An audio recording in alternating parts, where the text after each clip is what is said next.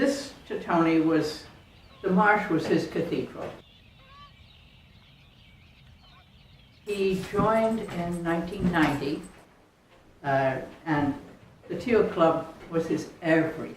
He was born in Arnold, which is one of the original families that settled in this area, the Sassoon Marsh. In fact, the club that's adjacent to the Teal Club is called the Arnold Club. Anyway, Tony joined the Teal Club after he retired from the CIA, where he was a field officer stationed in a number of places. And when he retired, he moved back to the Bay Area.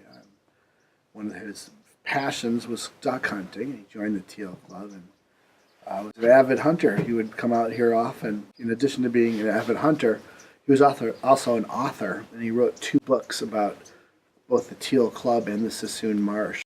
Getting guys like Tony was really neat because he was clearly a hunter.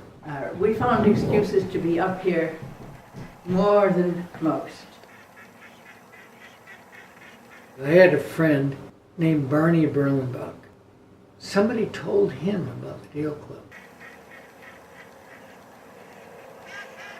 You know, we talked about it, and that was probably about 71. I said, yeah, I could get some friends. So then I got 5 guys, I guess, of good friends of mine, including Bruce Potter. So we formed a partnership and bought the place. So it actually was Barney Berlenbach and myself that put together the group to buy, and there were 10 total. Chip McIntosh was the president of the Teal Club for the prior ownership group that we bought the property from in April of 2016. He served in the capacity as president of the Teal, I believe, for almost a couple decades. Myself and 2 other friends, David and Andrew, put together the original founding team to buy the Teal Club about 1.5 years ago.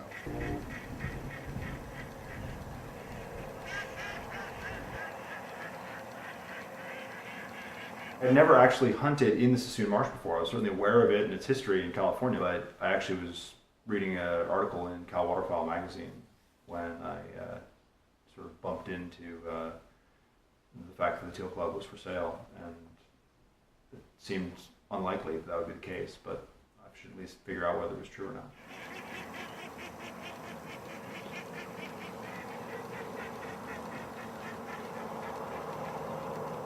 It was sort of a lot of traditional things that have been going on at the Teal for over 100 years in many cases, and it's all about celebrating great fish and game and doing it with friends and family. Here's to the first Thanksgiving at the Teal Club. I love all of you, and I'm so happy you're all here.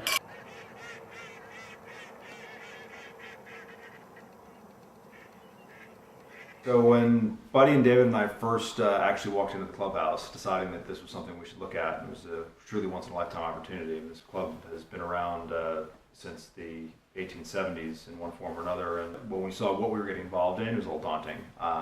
It was cool. I mean, it had sort of the look and feel of how you'd imagine a duck club should be, but it hadn't really had a lot of maintenance done in probably a good 50 years. The kitchen floor was torsioned. The next building leaned the other direction. Things were just falling apart. Window panes had cracked where the frame was just out of position from the building falling apart. I mean, any reasonable regulator would have condemned the building.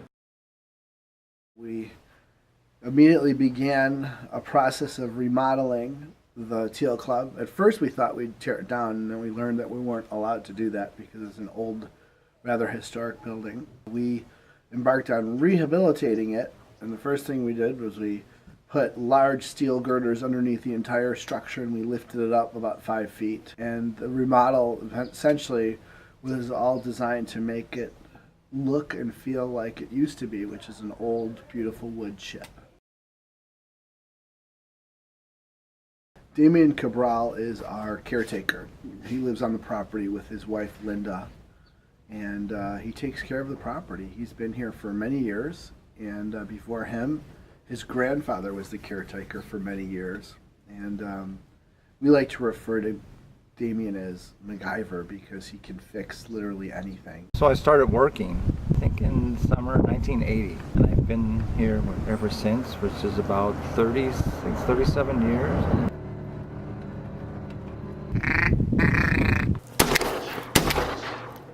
It didn't matter to Tony whether he got a bird or not. He'd been out in his marsh, just beaming. With a dog at his side, what could be better? Tony always had something for me to put on that was suitably camouflaged. And out we would go paddling with the dog alongside. Oh boy. You don't have to do that.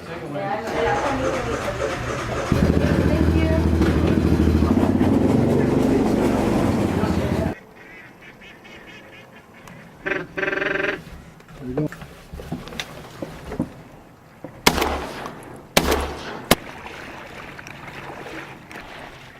Well, I think in general, the perception people have is like duck clubs are like a guy's thing. Traditionally, it is a guy's sport. The guy goes out and hunts with his guys and then comes back while the wife, cooks and cleans. But when I hunt, it kind of disappears. Even when I'm with guys, a lot of it disappears because we're out there doing the same thing, trying our best and against all the same elements. Some of us are at the same level too. Whether you're a girl or a boy, everybody starts somewhere. I think being in it professionally, working in the industry, it's difficult because I'm very underestimated. I think hunting's great. In fact, it promotes the land better than just letting it sit and go. The guys that work the land and take care of the property really are the ones that keep it alive. There's a lot of discussion, the extent to which how many ducks are shot affects how many ducks in the population next year.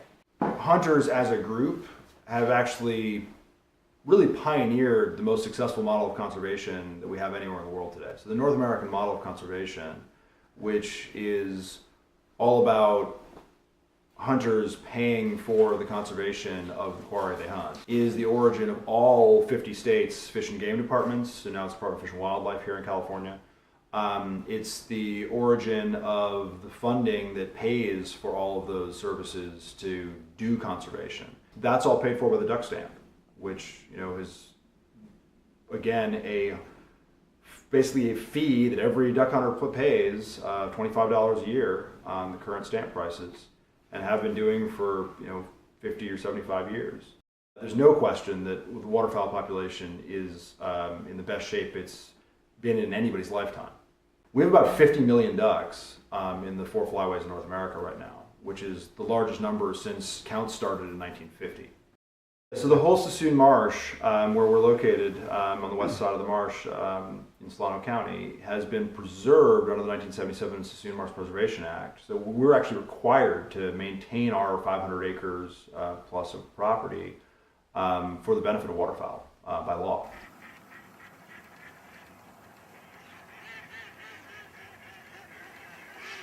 So I've gotten a huge kick out of all parts of it. The nature part, the dogs, the camaraderie, the friendships, just good times, the Friday night dinners, the hunting itself. It's all part of the package, What do I love about hunting? I just love being out in nature and seeing things that my daily life would never expose me to. Hunting is really rewarding in a sense that you're contributing to conservation. You're contributing to this ecosystem, and it makes you feel very, it's primal. You feel very much a part of nature. Well, it was Tony's heaven.